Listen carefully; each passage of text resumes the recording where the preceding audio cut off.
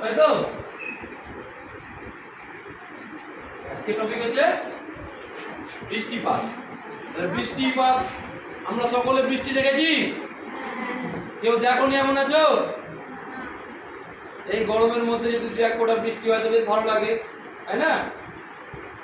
অনেকদিন ধরে বৃষ্টি হচ্ছে না, আবহাওয়া বেশ গরম ঝাপসা।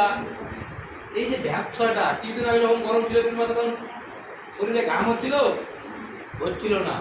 এখন কিন্তু শরীরে ঘাম হচ্ছে খুব। কেন? বাতাসে জলীয় বাষ্প বেশি রয়েছে, তখন ছিল না, এখন জলীয় বাষ্প বেশি রয়েছে, কিন্তু বৃষ্টিটাই হচ্ছে না। বৃষ্টিটা কি? যে সূর্যের তাপে পৃথিবী উত্তপ্ত হয়ে জলভাগ উত্তপ্ত হলে কি হয়? আমরা বাড়িতে যখন রান্না করতে দেখেছি অনেকে তোমরা নিজেরাও বাড়িতে রান্না করেছো বা চা করছো, জল গরম হলে কি হয়? এক ধরনের ধোঁয়া উপরে ওঠে। ওটা তো ওটা ধোঁয়া না, ওটা হচ্ছে জলটাই শুকিয়ে যায় বলি আমরা। জামা কাপড় রোদে দিলে কি হয়? শুকিয়ে যায়। জলটা যায় কোথায় তাহলে? ওটা বাষ্প হয়ে পুড়ে যায়। যখন জল গরম করতে দিই তখন দেখবো ধোঁয়া উঠছে, ওটাই হচ্ছে বাষ্প। শীতকালে যখন প্রচণ্ড ঠান্ডা পড়ে আমরা অনেক সময় করি না, মুখ দিয়ে ধোঁয়া বেরোয়, আমরা বলি পেটে আগুন লেগে গেছে। আগুন না, শরীরের ভেতরে যে জল, সে জলটা বেরিয়ে যায়, ওটা হচ্ছে জলীয় বাষ্প। যেহেতু ভেতরের বাতাস থেকে বাইরের বাতাসটা ঠান্ডা, সেই জন্য ওই বাতাসটা জলীয় বাষ্পটা আমরা দেখতে পাই। পাহাড়ি অঞ্চলে, মালভূমি অঞ্চলে, উঁচু জায়গাতে ওই রকম আমাদের যেমন মুখ দিয়ে যেমন ধোঁয়াটা দেখতে পাই, ওই রকম ধোঁয়ারূপী মেঘ উড়ে বেড়ায়। ওই মেঘের মধ্যে অবস্থিত জলীয় বাষ্প কণাগুলো যখন একসঙ্গে জোড়া লেগে কয়েকশো থেকে কয়েক হাজার জলীয় বাষ্প কণা একসঙ্গে জোড়া লেগে কি হয়? একটা জলের ফোঁটা তৈরি হয়। সেই জলের ফোঁটা হয়ে যায় কি? বাতাস থেকে ভারী। জলীয় বাষ্প বাতাসের থেকে হালকা, কিন্তু যখন অনেকগুলো জলীয় বাষ্প একসঙ্গে একটা জলের ফোঁটা তৈরি হলো, তখন সেটা বাতাস থেকে ভারী, তখন আর উপরে থাকতে পারে না। তখন কি হয়? সেটা নিচে নেমে আসে, যেটাকে আমরা কি বলি? বৃষ্টিপাত বা বৃষ্টি। নিচে পড়ছে বলে বৃষ্টিপাত বলি, আর আমরা জিনিসটাকে বলি বৃষ্টি। তো আমাদের এখন জুন মাস, আমাদের বৃষ্টি চলে আসার কথা। মৌসুমী বায়ু ভারতবর্ষে পশ্চিমবঙ্গে প্রবেশ করে যাওয়ার কথা সেকেন্ড উইকে, জুন মাসের সেকেন্ড উইকে, কিন্তু এবছর এখনো দেরি হচ্ছে। কেন কি জানি। এখন আবহাওয়া তো অনেক পাল্টাচ্ছে, সেই জন্য অনেক কিছু হতে পারে। তাহলে বৃষ্টিপাত কয় ধরনের জানো তোমরা? 3 ধরনের। কয় ধরনের? 3 ধরনের। এক নম্বর হচ্ছে পরিচলন।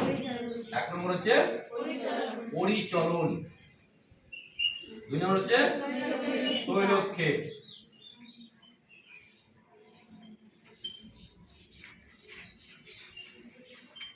আর 3 নম্বর হচ্ছে ঘূর্ণবাদ বৃষ্টিপাত। ঠিক আছে? ঘূর্ণবাদ বৃষ্টিপাত, ঠিক আছে, বা ঘূর্ণি বৃষ্টি। ঠিক আছে? এই তিনটে। প্রথমে কি আছে? পরিচলন। আমরা 1 নম্বরটা নিয়ে প্রথমে আলোচনা করব। পরিচলন। ওই যে আমরা বললাম না, যে রান্না করার সময় জল যখন গরম করি হাঁড়িতে, ভাত রান্না করার সময় বা চা রান্না করার সময়, এটা যদি হাঁড়ি হয়, এই যে হাঁড়ি হয়, এতটা জল আছে, নিচে গ্যাস, এটা গ্যাসের ওভেন, মুখটা, তাই তো? জলটা কোথায় টকবক করে ফুটে? কোন জায়গাটাতে? এই জায়গাটা। এই কোণাগুলো কি ফোটে? এবার মিডিলটা ফোটে। কেন? তাপটা মিডিলে লাগছে, আর যত বেশি তাপ সংগ্রহ করবে, যত জল গরম হবে, তত সে টকবক করে ফুটবে। এই যে ফুটছে, তার মানে কি?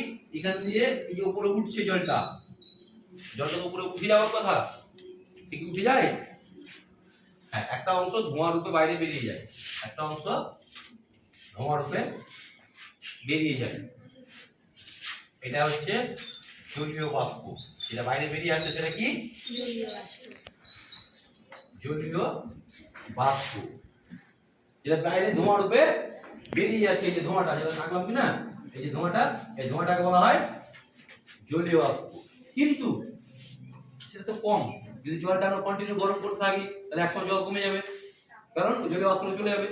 কিন্তু বেশিরভাগ ক্ষেত্রে কি হয়? বেশিরভাগ জলটা এই যে এখানে জলটা ফুটছে টকবক করে, ঠিক এখানে যখন জলটা ফুলে উঠলো, তারপরে এখানকার জল কিছুটা কমে গেল। তো এই জায়গাটা পূরণ করতে কি হবে? পাশের দিক থেকে জল ছুটে আসে, পাশের দিক থেকে জল উঠে আসে। এইটাকে বলা হয় পরিচলন স্রোত। এটাকে বলা হয় পরিচলন স্রোত। বিজ্ঞানী আর্থার হোম এই পরিচলন স্রোতটা আবিষ্কার করেছিল। হ্যাঁ, তো এই যে পরিচলন স্রোত মানে এই যে এখানে জলটা গরম হচ্ছে, বেশি জলটা ফুটছে, বা ঠিক ওই জায়গায় যখন জলটা যাচ্ছে, এই জায়গাটা ফাঁকা হচ্ছে, তখন পাশে জলটা চলে আসছে। কেন? এখানকার জলটা সবচেয়ে বেশি গরম পার্শ্ববর্তী জায়গা থেকে, পার্শ্ববর্তী জায়গা থেকে এটা বেশি গরম, সেই জন্য এখানে তুলনামূলকভাবে এদের থেকে ঠান্ডা। ধরি এটা 100 ডিগ্রি রয়েছে, তাহলে এখানকার রয়েছে 90 বা 80, 90 বা 80 এরকম রয়েছে। তাহলে এখানে দেখা গেল যে 110 হয়ে গেছে, জল ফুটছে, ধরো এটা 100 আছে, তাহলে এই যে 100 এটা 80 ডিগ্রি টেম্পারেচার, তাহলে কে ঠান্ডা আর কে গরম? এটা ঠান্ডা, এটা গরম, তখন এই জায়গাটা ঠান্ডা বাতাস জলটা চলে আসছে এই জায়গাটা পূরণ করতে। এইটাকে বলা হয় পরিচলন স্রোত। বৃষ্টিপাতের ক্ষেত্রেও ঠিক একই জিনিস কাজ করে। হ্যাঁ, দেখো কোন নদী বা জলাশয়, কোন নদী বা জলাশয়ে জল ভর্তি, তার এখানে জলটা গরম হলো, গরম হয়ে কি হলো? জলটা বাষ্প হয়ে উপরে উঠছে। বাষ্প মানে জলীয় বাষ্প যেটা, আর বাতাস এমনি বাতাস, হ্যাঁ হালকা, বাষ্প হচ্ছে সব থেকে হালকা, আর এমনি বাতাস এর থেকে ভারী। আর যদি শীতল বাতাস হয় আরো ভারী, শীতল বাতাস আরো ভারী। এখানে যখন দিনের বেলা সূর্যের আলো, সূর্যের আলো পড়ছে, এখানে সূর্যের আলো যখন পড়ছে, এই জায়গায় জলটা কি হচ্ছে? গরম হচ্ছে। গরম হয়ে এই যে বাতাসটা উঠছে, অর্থাৎ জলীয় বাষ্প, জলীয় বাষ্প কি হলো? হালকা হয়ে উপরে উঠে গেল। যখন সে উপরে উঠছে, যখন সে উপরে উঠছে, প্রতি 1000 মিটার যত বড় উপরে উঠবো না, টেম্পারেচার কি হয়? ফল হয়, টেম্পারেচার কমে যায়। কত করে কমে? 6.4 ডিগ্রি সি। এটা একটা গড়ে একটা করে, হ্যাঁ 6.4 ডিগ্রি সি। একে বলা হয় ল্যাপস রেট, ল্যাপস রেট। ঠিক আছে, তাহলে এই জলীয় বাষ্প যখন উপরে উঠছে হালকা, পার্শ্ববর্তী বাতাস তো ভারী, এই বাতাসটা কি তাহলে? ভারী, আর এটা হালকা, এটা হালকা, এটা ভারী বাতাস। তাহলে হালকা বাতাস যখন উপরে উঠছে, তাহলে কি কমছে? ওর তাপমাত্রা, তাপমাত্রা কমছে, তাপমাত্রা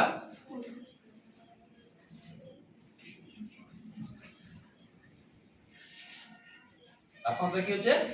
কমছে। তাহলে তাপমাত্রা যখন কমবে, তখন তাপমাত্রার জলীয় বাষ্প ধারণ করার ক্ষমতা কিন্তু কমে যায়। তাপমাত্রার জলীয় বাষ্প ধারণ করার ক্ষমতা কি হয়? কমে যায়। কেন? যত বেশি গরম থাকবে ও জলীয় বাষ্প ধারণ বেশি করতে পারবে, যত কম হবে তত ধারণ করার ক্ষমতাটা কমে যাবে। কিন্তু যত উপরে উঠছে তাপমাত্রা কমছে, জলীয় বাষ্প তো আর কমছে না, জলীয় বাষ্প কি কমছে? কমছে না। তাহলে উপরে যখন তাপমাত্রা কমে গেল, তাহলে এক সময় এমন আসবে যে ওই বাতাসটা যতটা পরিমাণ জলীয় বাষ্প ধারণ করার ক্ষমতা, ঠিক ততটা পরিমাণ সেই জলীয় বাষ্প ধরতে পারবে, আর বেশি পারবে না। আরো বেশি তাপমাত্রা কমে গেলে কি হবে? ওই মেঘের বা জলীয় বাষ্প যেগুলো রয়েছে, সেগুলো তখন ঠান্ডাতে একে অপরের সঙ্গে জমে যাবে, গিয়ে তখন আরো ভারী হয়ে জলকণায় পরিণত হবে। যখনই জলকণায় পরিণত হলো, মেঘ হলো, প্রথমে মেঘ হলো, উপরে উঠে একসঙ্গে কি হলো? মেঘ সৃষ্টি হলো, জলীয় বাষ্প উপরে উঠে মেঘ হলো, ঘনীভূত হলো।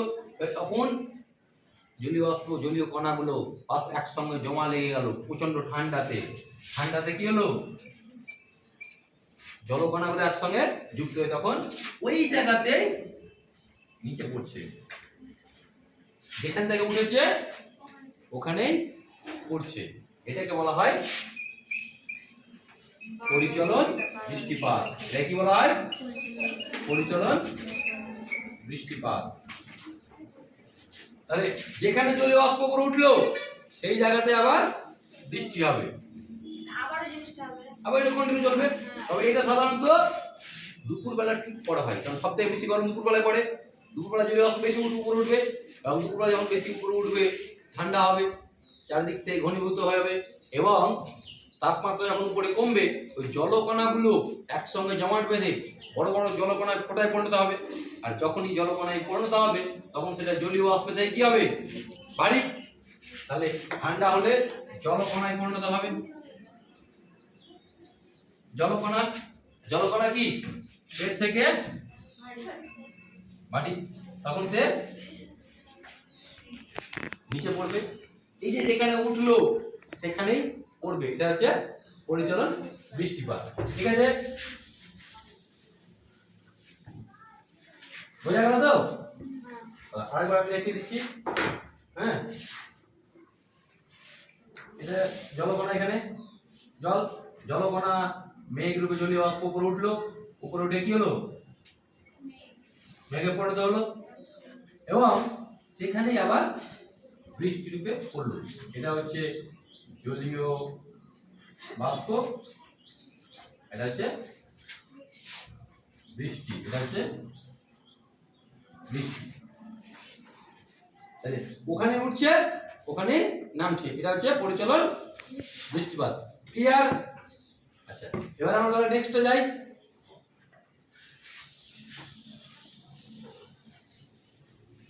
এবার আসছে শৈলোৎক্ষেপ। এবার কোনটা আসছে? শৈলোৎক্ষেপ। আমাদের পরিচলন হলো শৈলোৎক্ষেপ, শৈল উৎক্ষেপ। আমরা কি আসছে? শৈল, আর আসছে উৎক্ষেপ। ওটা আছে সন্ধি করা আছে, সন্ধি বিচ্ছেদ শৈল যোগ উৎক্ষেপ, শৈলোৎক্ষেপ। তাহলে শৈল মানে কি? পাহাড় বা পর্বত। আমরা কথায় বলি শৈল শহর, মানে পর্বতের মাঝে যে শহর রয়েছে।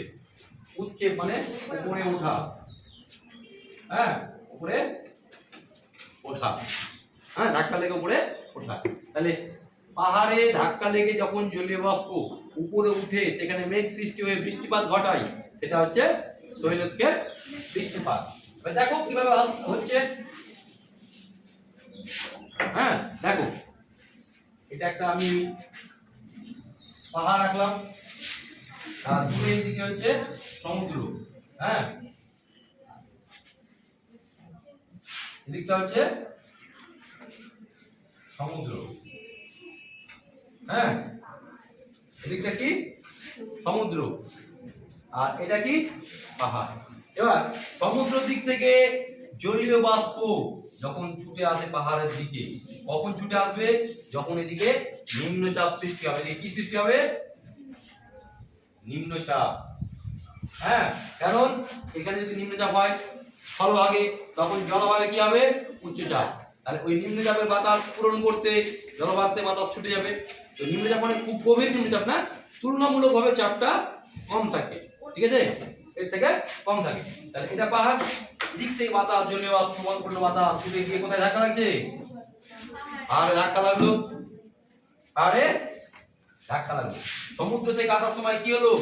প্রচুর জলীয় বাষ্প সংগ্রহ করেছে। কি সংগ্রহ করেছে? জলীয় বাষ্প সংগ্রহ করেছে, বাষ্পপূর্ণ বায়ু। পাহাড়ে যেদিকে ধাক্কা লাগলো, ধরো তোমার সঙ্গে ঝগড়া লাগলো, তাহলে কি হলো?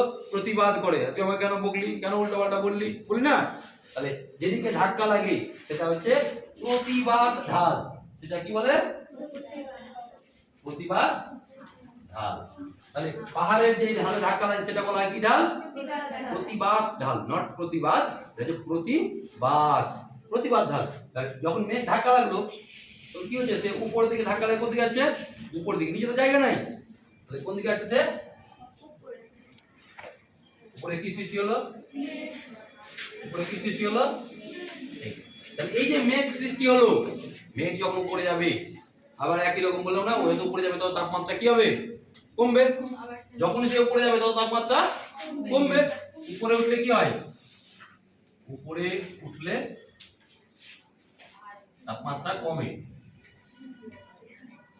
তাপমাত্রা কমে। এটা হচ্ছে আমাদের ট্রপোস্ফিয়ারে, মানে 16 কিলোমিটার পর্যন্ত। হ্যাঁ, তারপর আবার অন্য স্তর, ওটা আমাদের এখন দরকার নেই। হ্যাঁ, তাহলে এই যে মেঘ উঠলো, উপরে উঠলো মানে মেঘকণায় পরিণত হলো, জলীয় বাষ্প ছিল, ঠান্ডা হলো, যে লাস্টে কি হলো, একসঙ্গে ধাক্কা লেগে জলকণায় পরিণত হলো। মেঘ, প্রথমে মেঘ, তারপরে মেঘ থেকে কি হলো, জলকণা। তখন এই পাশেই প্রচুর পরিমাণে বৃষ্টিপাত ঘটায়। ধাক্কা লেগে উপরে উঠলো, আবার ওই পারে বৃষ্টি হয়ে গেল। এটাই হচ্ছে শৈলক্ষেপ বৃষ্টি। এটা কি বৃষ্টি? শৈলক্ষেপ বৃষ্টি। তাহলে জলীয় বাষ্পপূর্ণ বায়ু সমুদ্র থেকে যখন বাতাস নিয়ে আসে কোন পর্বতের গায়ে ধাক্কা খায়, এবং ধাক্কা খেয়ে সে কোথায় উঠে, উপর দিকে উঠে, উপরে উঠে সেখানে আবার ওই ঢালে বৃষ্টিপাত ঘটায়, তখন তাকে বলা হয় শৈলক্ষেপ বৃষ্টি। তখন তাকে কি বলে?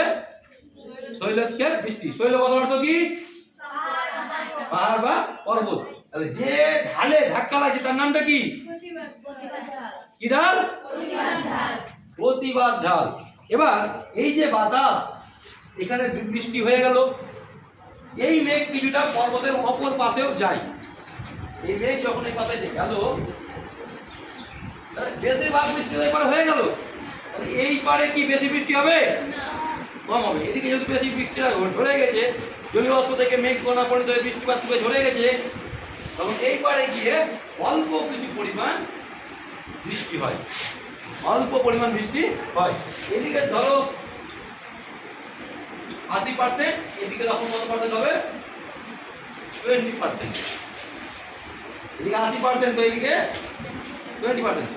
যেহেতু বেশি মেঘ বৃষ্টি এদিকে হয়ে যাচ্ছে, ওই মেঘ শুধু পর্বতের অপর পাশ বলে বৃষ্টি হচ্ছে না, সেই জন্য বলা হয় অনুবাদ ঢাল। পিছনে অনুবাদ, অনুবাদ ঢাল।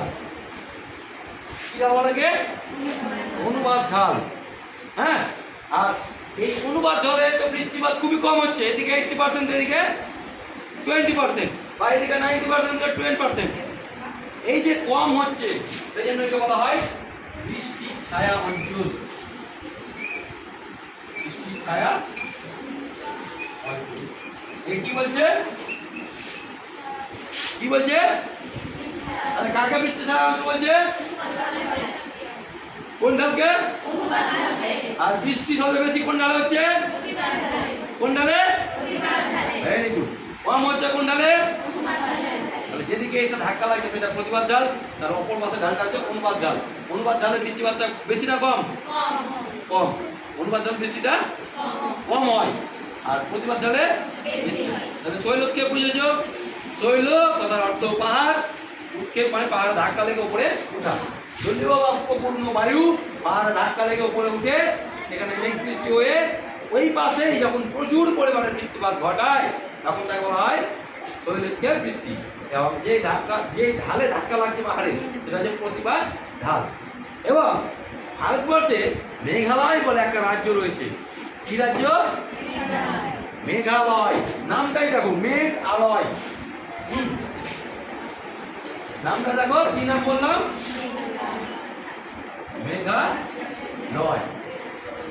এটাকে সন্ধি আছে, এটা ভাঙলে কি হবে? মেঘ যুক্ত আলয়। তাহলে মেঘ মানে আমরা বুঝতে পারছি, মেঘ, আলয় মানে মেঘেদের বাড়ি। হিমালয় বরফের ঘর, চারিদিকে বরফের স্থান, মেঘের স্থান মেঘালয়। এই মেঘালয় রাজ্যে একটা পাহাড় রয়েছে। মেঘালয় রাজ্যে একটা পাহাড় রয়েছে। কি পাহাড়? শিলং পাহাড়। মেঘালয় রাজধানী হচ্ছে কি? শিলং। এই শিলংয়ে বৃষ্টিপাত খুব কম হয়। শিলংটা কোন দিকে রয়েছে? অনুবাদ ঢালে। আর ঠিক তার উল্টো পাশে রয়েছে চেরাপুঞ্জি। হ্যাঁ, চেরাপুঞ্জি। আর কি রয়েছে? মৌসিনরাম। চেরাপুঞ্জির একটা জায়গার নাম হচ্ছে মৌসিনরাম। এই মৌসিনরামে কি হয়? প্রচুর পরিমাণে বৃষ্টি হয়। এটা কি? প্রতিবাদ ঢাল। এটা তো পড়ে যাচ্ছি, আগে এটা করলাম। হ্যাঁ, তাহলে এই যে চেরাপুঞ্জি মৌসিনরামে কি হচ্ছে? এটা প্রতিবাদ ঢাল। এই জন্য এখানে সব থেকে বেশি বৃষ্টিপাত, পৃথিবীর সবচেয়ে বেশি বৃষ্টিপাত কোথায় হয়? এই মৌসিনরামে। কোথায় হয়? মৌসিনরামে। হ্যাঁ, সর্বাধিক বৃষ্টিপাত হয় প্রায় গড়ে হচ্ছে 1200 সেন্টিমিটার বছরে। কত? এর 1000 বাদ দিলে 200 হচ্ছে আমাদের পশ্চিমবঙ্গে, 200রও কম হয়। পশ্চিমবঙ্গে 200রও কম। আমাদের মুর্শিদাবাদে হচ্ছে মাত্র 150 সেমি বছরে, গড়ে 150 সেন্টিমিটার। সেখানে ওখানে হচ্ছে কত? 1200 সেন্টিমিটার।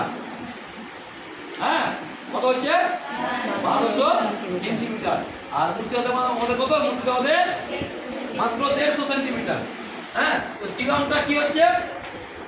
উল্টো পাশে রয়েছে, সেটা কোন দিকে? উল্টো দিকে। এটা হচ্ছে বৃষ্টির ছায়া অঞ্চল। দেখি, বৃষ্টির ছায়া অঞ্চল। একই রকম ভাবে তোমরা যেটা পুনের কথা বললে, ওখানে পশ্চিম ঘাট পর্বত রয়েছে। ভারতের পশ্চিম দিকে কি পর্বত রয়েছে? পশ্চিম ঘাট পর্বত। কারণ পশ্চিম ঘাট পর্বত লাগার ফলে আরব সাগরে যখন বায়ু ওই পশ্চিম ঘাটে ধাক্কা লাগলো, আর এর উল্টো পাশে কি রয়েছে? পুনে। উল্টো পাশে বৃষ্টিপাতটা অটোমেটিক কম হয়, সেই জন্য ওটা বৃষ্টির ছায়া অঞ্চল। তাহলে আমাদের শৈলক্ষীয় বৃষ্টিপাত কোনো প্রশ্ন আছে এটা নিয়ে? বুঝতে পেরেছো? তুমি জোরে বলো। আচ্ছা, ঠিক আছে। নেক্সট আমরা যাবো এবার ঘূর্ণাবাত বৃষ্টিপাত।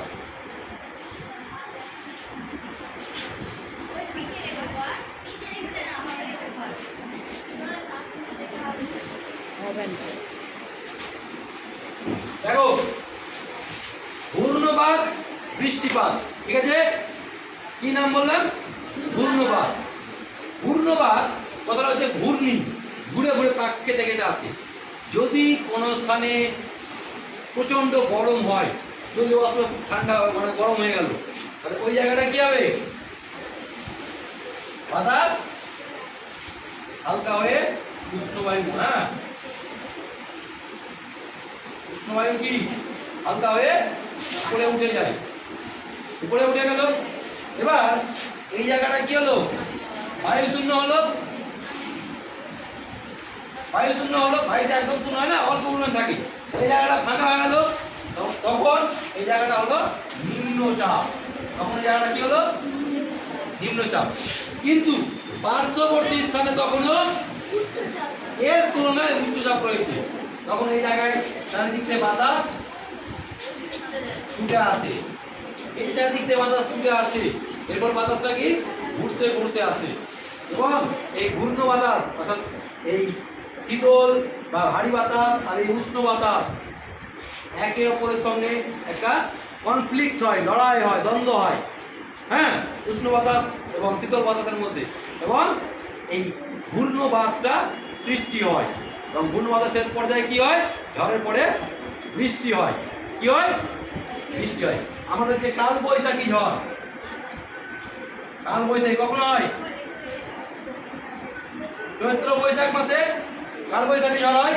এই কাল বৈশাখী ঝড় হচ্ছে ঘূর্ণবাত। প্রচন্ড গরম করেছে বা প্রতিদিন প্রচন্ড গরম হয়, সেদিন হঠাৎ মধ্যে বাতাস থমথম হয়ে গেল, বাতাস নাই, কিচ্ছু নাই, প্রচন্ড গরম। ঠিক সেই সময় চারদিক থেকে ঝড় বইতে শুরু করলো। এই যে শীতল বাতাস চারিদিক থেকে ছুটে আসছে, আমরা সেটা কি বলি? কাল বৈশাখী ঝড়। কি বলি ওটাকে? কাল বৈশাখী ঝড়। এই যে কাল বৈশাখী ঝড় আসলো, তারপরে কি হলো? এই শীতল বাতাস আর উষ্ণ বাতাস একে অপরের সঙ্গে কম্পিটিশন চলছে, এবং এক সময় কি হয়? বৃষ্টিপাত রূপে নেমে আসে, বজ্র বিদ্যুৎ সহ প্রবল ঝড় বৃষ্টি হয়। তারপরে এই ঘূর্ণবাতের ফলে, ঠিক আছে? তাহলে তিনটে বৃষ্টিপাত আমরা বুঝলাম। প্রথমে কি ছিল? পরিচলন, তারপরে শৈলক্ষেপ, ঘূর্ণবাত। আচ্ছা, আমাদের দেশে কোন বৃষ্টিপাতটা বেশি হয় জানো? শৈলক্ষেপ। এই জন্য বর্ষাকালে বৃষ্টি বেশি হয়। পাহাড় ধাক্কা লেগে চারিদিকে মেঘাচ্ছন্ন হয়ে বৃষ্টিপাতটা বেশি হয়। মাঝে মাঝে ঘূর্ণবাত হয়। পরিচলন বৃষ্টিপাত কোথায় হয়? যেখানে জলভাগের পরিমাণ বেশি, সমুদ্রের মধ্যে হয় বেশি। সমুদ্র তো চারিদিকে জল, আবার যেখানে বড় হ্রদ রয়েছে সেখানে হয়। হ্যাঁ, এবার দেখে নাও একটু যে আমাদের শৈলক্ষেপ বৃষ্টিটা কোন জায়গায় বেশি হচ্ছে আর কখন হচ্ছে। হ্যাঁ,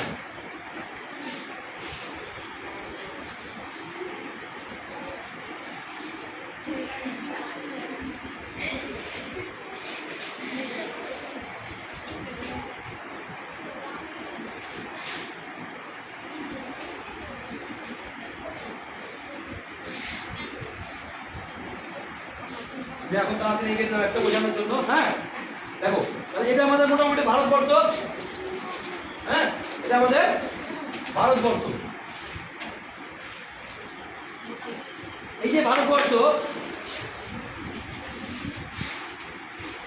এই ভারতবর্ষে দক্ষিণ পশ্চিম মৌসুমী বায়ু এবং দক্ষিণ পূর্ব মৌসুমী বায়ু, এই দুটো যখন ঢুকবে, এই যে এখানে হচ্ছে আমাদের মেঘালয়, এই জায়গাটা, তো এইখানে মেঘালয়ের নিচে কোনো পাহাড় পর্বত নেই। আর এই জলীয় বাষ্পপূর্ণ বাতাস বঙ্গোপসাগরের সাথে ডাইরেক্ট গিয়ে মেঘালয় পার্বতে গিয়ে পাহাড়ে গিয়ে ধাক্কা মারে, শিলং পাহাড়ে যে, এর ফলে এখানে সবচেয়ে বেশি বৃষ্টিপাতটা হয়। ঠিক আছে, আশেপাশে কোথাও আর কোনো পাহাড় নেই এর মাঝে, সমুদ্রের মাঝে, এই জন্য এখানে সব থেকে বেশি বৃষ্টিপাত। এছাড়া গাছপালা বা অন্যান্য কিছু কারণ রয়েছে, তো মেনলি কিন্তু এটাই। হ্যাঁ এখানে হয়, আবার এখানে যেটা বললাম পশ্চিমঘাট পর্বত, এই শাখায় যখন এখানে গেল, সেখানে ধাক্কা লেগে বৃষ্টি হলো, আর এই পাশে জলীয় বাষ্পটা কম আসছে, যেহেতু এই দিকটা বৃষ্টির ছায়া অঞ্চল। হ্যাঁ এই দিকটা কি হয়, বৃষ্টির ছায়া অঞ্চল। আর মেঘালয় বাংলি আর উল্টো পাশে শিলং শহর, শিলং বৃষ্টিপাত কম। ক্লিয়ার হলো এটা তো? পরে আসবা বাড়িতে একটু দেখবা, কোনো প্রশ্ন থাকলে